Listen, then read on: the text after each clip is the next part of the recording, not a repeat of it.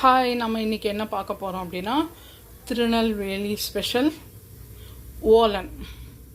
சரியா? இதுக்கு தேவையான பொருள்கள் என்னென்ன அப்படின்றத பார்க்கலாம். இது தட்டாம்பயிறு அப்படின்னு சொல்லுவாங்க அவங்க. நம்ம காராமணி அப்படின்னு சொல்லுவோம். சிகப்பு காராமணி, வெள்ளை காராமணி இருக்கு இல்லையா, அது அவங்க தட்டாம்பயிறு அப்படின்னு சொல்லுவாங்க. இதை நான் என்ன பண்ணியிருக்கேன், நைட்டே ஊற வச்சுட்டு நல்லா வறுத்து ஊற வச்சு இந்த மாதிரி இப்போ காலையில் வேக வச்சு இதை எடுத்து வச்சுருக்கேன். அதாவது இது ரொம்ப குழையவும் கூடாது, இந்த மாதிரி கொஞ்சம் இப்படி நசுக்கினா அப்படி அந்த ஸ்டேஜ் இருக்கணும், அவ்வளோதான். இது என்ன எல்லாமே முழுசாக இருக்கணும், பிரேக் ஆக்கக்கூடாது. அதுக்கப்புறம் இன்னைக்கு கொஞ்சமாக தான் பண்ண போகிறேன். பரங்கி பெத்தை, அதாவது சிகப்பு பூசணிக்காய். சரியா? அதை நீங்கள் இந்த மாதிரி நீட்டாகவும் நறுக்கி வச்சுக்கலாம், இல்லை ஸ்கொயர் ஷேப்லேயும் கட் பண்ணி வச்சுக்கலாம். அதுக்கப்புறம் சேனக்கிழங்கு, அதாவது சேப்பங்கிழங்க வேக வச்சு தோலை உரித்து கொஞ்சமாக அதை எடுத்து வச்சுருக்கேன். நெக்ஸ்ட் கருவேப்பிலை, பச்சை மிளகா. உங்களுக்கு என்ன காரமோ அதுக்கு ஏற்ற பச்சை மிளகா போட்டுக்கோங்க. சில பச்சை மிளகா காரம் இல்லாமல் இருக்குது. இப்போ வர பச்சை மிளகாலாம் கொஞ்சம் காரமாக இருக்குது. அந்த மிளகா பார்த்தாலே உங்களுக்கே தெரியும். நான் எனக்கு காரம் கம்மி வேணும் அப்படின்றதால ஒரு பச்சை மிளகாவையே எடுத்து கட் பண்ணி அதில் இருக்கிற விதையெல்லாம் எடுத்துட்டேன். ஏன்னா இது கொஞ்சம் காரமாக இருக்கும் அப்படின்றதால. அதுக்கப்புறம் உப்பு, தேவையான அளவு உப்பு.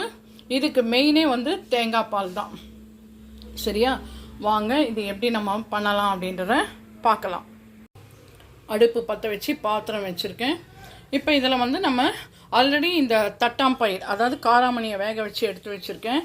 அதால் இப்போ நான் என்ன பண்ண போகிறேன், ஃபஸ்ட்டு பரங்கி பெத்தை இருக்கு இல்லையா, சிகப்பு பூசணிக்காய், அதை போட்டு கொஞ்சமாக ஃபஸ்ட்டு வேக வச்சுக்க போகிறேன். ஏன்னா இது ரொம்ப வேகவும் கூடாது, குழையவும் கூடாது, கொஞ்சம் மீடியமாக இதுவாகணும். அதால் கொஞ்சமாக தண்ணி விட்டு இதை வேக வச்சுக்க போகிறேன். ஏன்னா இது இந்த தட்டாம்பயிர், அதாவது காராமணி ஆல்ரெடி நான் வேக வச்சதால் இதை மட்டும்தான் இன்னும் நம்ம வேக வைக்கல. அதால் இதை ஒரு கொஞ்சமாக நல்லா அப்படி கொஞ்சம் நல்லா கையில் நெசுக்கும் போது கொஞ்சம் நெசுங்கிற மாதிரி வர பதம் வரும்போது நம்ம இந்த மீதி எல்லாத்தையும் நம்ம ஆட் பண்ணிடலாம். இது கொஞ்சம் நேரம் வேகட்டும். பரங்கி பெத்தை நல்லா வெந்தாச்சு. இதை பாருங்கள், பிரேக் பண்ணி காமிச்சிருக்கேன். சும்மா எல்லாத்தையும் கொஞ்சம் தான் நம்ம போட்டிருக்கோம், எல்லாத்தையும் பிரேக் பண்ணால் ஒரு மாதிரி ஆகிடும். அதனால் இதை பிரேக் பண்ணி அது கரெக்டாக எல்லாமே நல்லா வெந்திருக்கு. இந்த டைமில் இந்த தட்டாம்பயிர் காராமணி இருக்கு இல்லையா, சிகப்பு காராமணி, இது உப்பு போட்டு வேக வைக்கக்கூடாது. அதால் அப்படியே வேக வச்சு தான் எடுத்து வச்சுக்கணும். அதால் இதுவும் தயாராக இருக்குது. அதுக்கப்புறம் இந்த டைமில் நம்ம என்ன பண்ணுறோம், பச்சை மிளகா கீறி வச்சுருக்கோம் இல்லையா, அந்த மிளகாவை இதுக்கு போடுறோம். ஏன்னா உப்பு எதுலேயுமே நம்ம போடக்கூடாது. அதுக்கப்புறம் இதுக்கு தேவையான அளவு தேங்காய் பால், இதுக்கு தேவையான அளவு திக்காக எடுத்துட்ட தேங்காய் பாலை இதுக்கு விடணும். இந்த ஓலன்றது தண்ணியாக தான் இருக்கணும். அதால் ஃபஸ்ட்டு தேங்காய் பாலை நம்ம ஆல்ரெடி ஃபில்டர் பண்ணி எடுத்து வச்சுருக்கேன், அதை விட்டுருக்கேன்.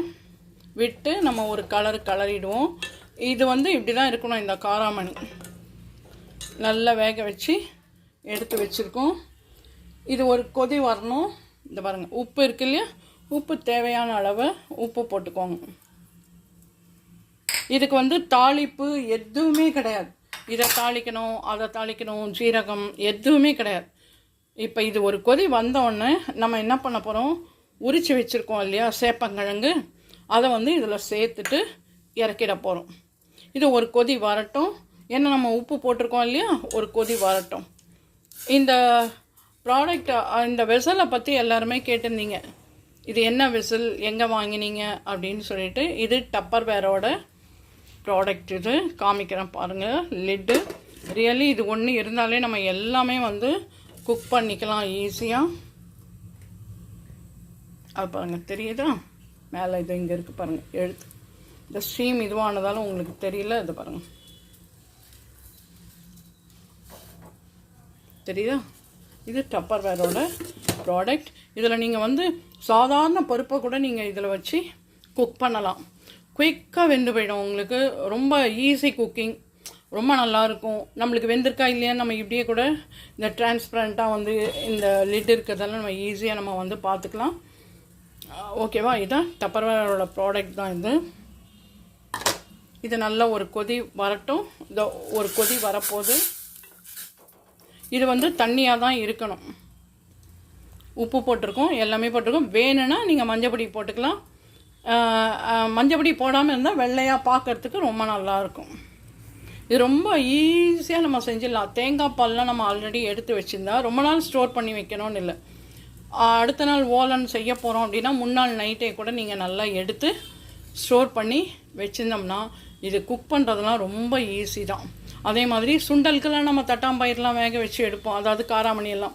அதில் ஒரு நாள் ஒரு ஸ்பூன் இதில் வந்து பரங்கி பத்தை, அதாவது சிகப்பூசணிக்காவோட டாமினேஷன் நிறைய இருக்கணும், தட்டாம்பயிர் கம்மியாக இருக்கணும். ஆனால் நான் கொஞ்சம் அதிகமாக தான் இன்றைக்கி சேர்த்துருக்கேன். சரி, வேக வச்சதை வேஸ்ட் பண்ணக்கூடாதுன்னு சேர்த்துருக்கேன், அவ்வளோதான். இதில் வந்து தட்டாம்பயிர் கம்மியாக தான் இருக்கணுமா. இப்போ நல்ல ஒரு கொதி வந்தாச்சு. இந்த டைமில் உரிச்சு வச்சுருக்கோம் இல்லையா, இந்த சேப்பங்கிழங்க நம்ம இதில் வந்து சேர்த்துற போகிறோம். சேர்த்துட்டு நல்ல சும்மா ஜஸ்ட் ஒரு கலர், அவ்வளோதான். இது ஈஸிங்க பண்ணுறது.